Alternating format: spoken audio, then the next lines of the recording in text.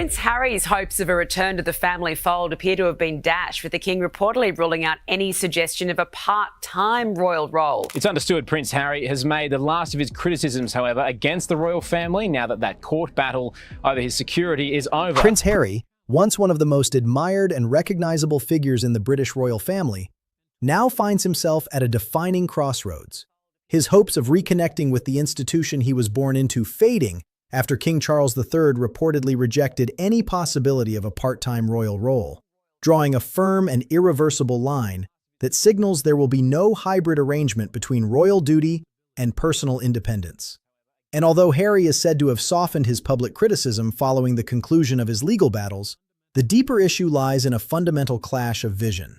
Because in a private meeting with his father, he is believed to have proposed a modernized version of the monarchy, one that would allow him and Meghan Markle to live in California while occasionally representing the crown, a model designed to balance personal freedom, family life, and continued service, offering what he saw as a practical compromise that could preserve both his connection to the monarchy and his independence.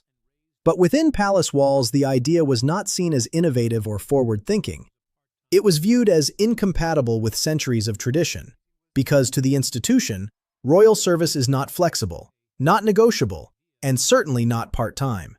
It is an all-consuming commitment rooted in duty, consistency, and visible loyalty, principles that have defined the monarchy across generations and were embodied most notably by Queen Elizabeth II, whose lifelong dedication set an unyielding standard that current leadership appears determined to uphold. Meaning that Harry's proposal, however reasonable it may seem in a modern context, directly challenged the very foundation of what the monarchy represents, and its swift dismissal made clear that there is no middle ground, forcing him into a stark choice between full participation or complete separation. A reality that has only deepened the emotional and personal strain he faces, especially as tensions escalated further following reports that confidential palace documents detailing his private struggles, internal disagreements, and evolving relationship with the royal household were exposed, revealing a version of events that contradicted his public narrative and portraying him as difficult, mistrustful, and resistant to compromise.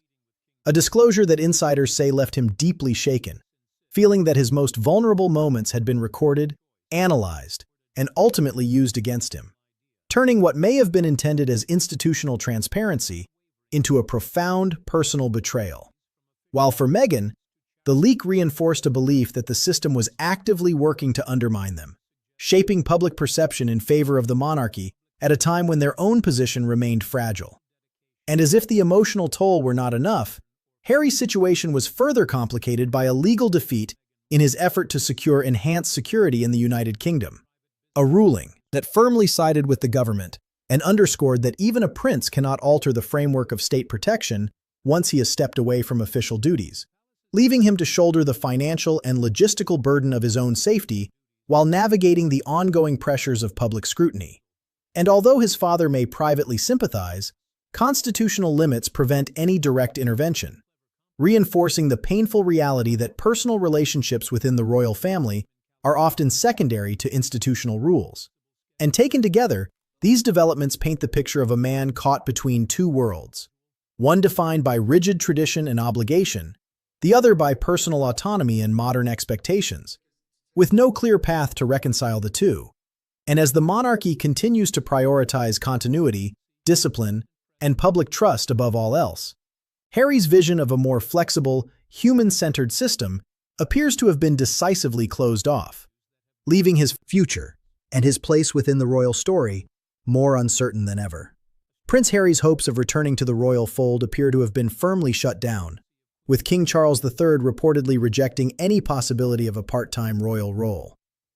Once a globally admired prince, Prince Harry now finds himself navigating a deeply complicated reality shaped by duty, independence, and personal struggle.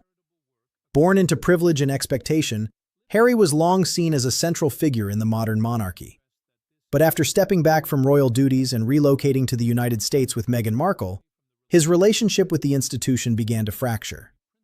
In a confidential proposal to his father, Harry reportedly suggested a flexible monarchy, where he could live abroad while still occasionally representing the crown. The idea, while modern on paper, was immediately rejected by palace officials, who viewed royal duty as an all-or-nothing commitment rooted in centuries of tradition. The refusal wasn't just procedural, it was symbolic. The monarchy, shaped heavily by the legacy of Queen Elizabeth II, operates on unwavering service and consistency. Allowing a hybrid role, insiders argue, could blur the line between public duty and personal freedom, potentially weakening public trust in the institution. Tensions escalated further when reports emerged of a confidential palace file being disclosed. Documents that allegedly detailed Harry's private struggles, disagreements, and internal assessments during his departure from royal life. For Harry, this was more than a breach of privacy. It was a profound emotional blow. What he may have seen as a journey toward independence was, in these records, portrayed through a far more critical institutional lens. Compounding the situation was a legal defeat over security arrangements in the UK. After stepping down as a working royal, Harry sought greater flexibility in securing protection for himself and his family. However, the court ruled against him, reinforcing that even royal status does not override state protocols. This decision underscored a harsh truth. Stepping away from royal duties comes with irreversible consequences.